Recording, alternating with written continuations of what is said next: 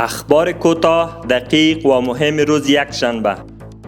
مسئولین ریاست انکشاف دهات ولایت بامیان میگوید در سال جاری ده‌ها پروژه به هزینه 166 میلیون افغانی با کمک مالی مؤسسات خیریه در نقاط مختلف ولایت بامیان تطبیق شده است.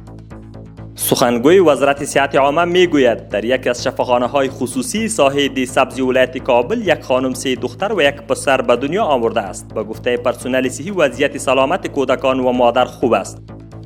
دی افغانستان بانک میگوید بر اساس گزارش بانک جهانی از ماه جولای تا نوامبر سال 2022 در افغانستان اندازه انفلاسیون از 18.3% به 9.1% کاهش یافته است که نشان دهنده اتخاذ سیاست‌های پولی مؤثر میباشد.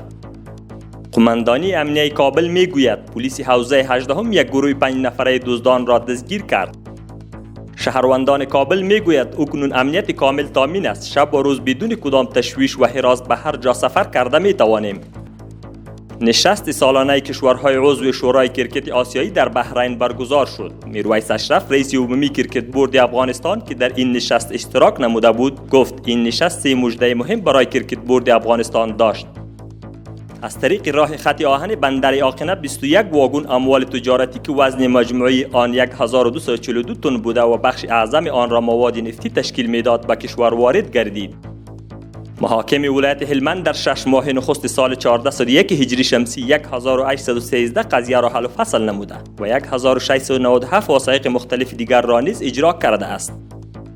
مسئولین ولسوالی سرخرود ولایت ننگرهار میگوید نیروهای امنیتی یک کودک را در ساحه فامیلی سیاف از چنگ آدمربایان نجات داد.